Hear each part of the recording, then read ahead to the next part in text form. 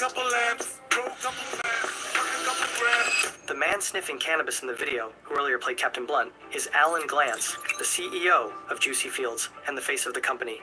He aims to topple the big cannabis monopolies, offering grass for everyone, a Robin Hood of the industry.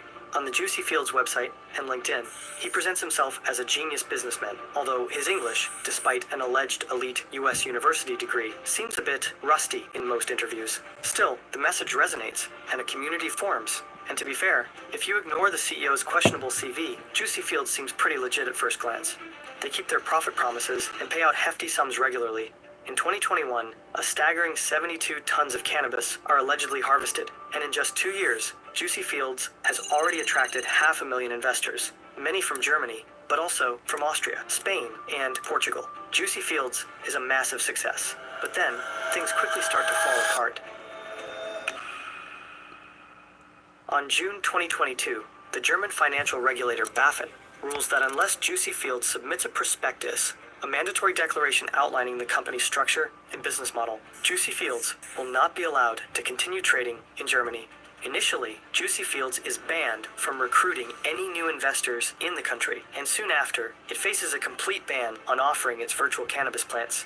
Despite these restrictions, Eddie manages to open a new account and buy a plant from within Germany.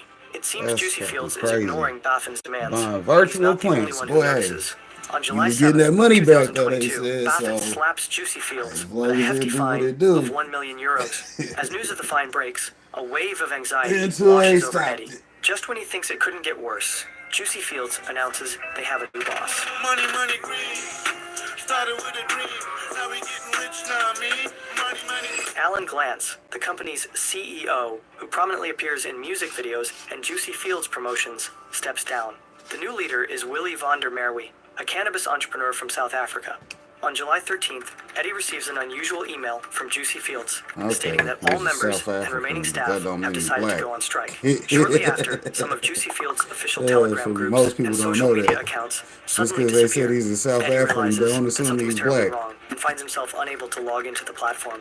It is the last day that Juicy Fields e-growers see their virtual plants. By now, at least €1 billion are locked away, with no one knowing where the money's gone. July 2022, Berlin, Germany. Two journalists, Nicholas Martin and Andreas Becker, keep a close eye on Juicy Fields from the very beginning. Now, as the website's login freezes and thousands of investors try daily to access their accounts in vain, they are left with a huge question.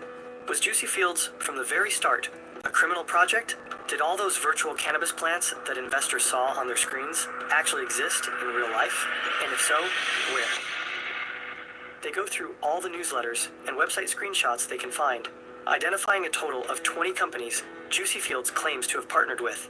They contact each one to inquire about their partnership, and the majority say they have never sold or transported any product to or on behalf of Juicy Fields, making it clear that the cannabis plants investors saw on their screens likely never existed. However, one grower shares something really weird. Even before the Juicy Fields platform goes online, he receives an unusual offer. As the owner of a cannabis greenhouse in Portugal, he is approached by Anders, the man who works directly for the mastermind behind Juicy Fields, who offers to pay a monthly fee to put webcams in his greenhouses. Anders only wants to use the footages. It suggests that Juicy Fields isn't genuinely interested in the cannabis itself, but rather in streaming live images of the plants growing. They likely intend to broadcast this footage on their website to convince investors that their cannabis plants actually exist. Over a period of 2 years, Juicy Fields throws money around to promote their brand. They sponsor industry fairs, host lavish parties and conferences. They produce expensive music videos and collaborate with a well-known rapper from Berlin, and even consistently pay out investor profits on time. So, since Juicy Fields hardly makes any money from selling medical cannabis, Martin and Becker... Now y'all know what that sound like though. I mean, it is 2025, so I am gonna have to go ahead and say this sound like that boy Diddy. They was having Diddy parties in the weed industry behind the scenes, and then they just had the live feed to show everybody like, yeah, here's your plants. And like I said, at first the money was coming back as hell.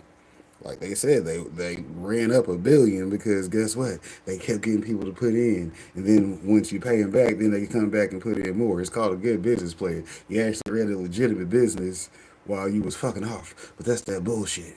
Hey, shouts out to that.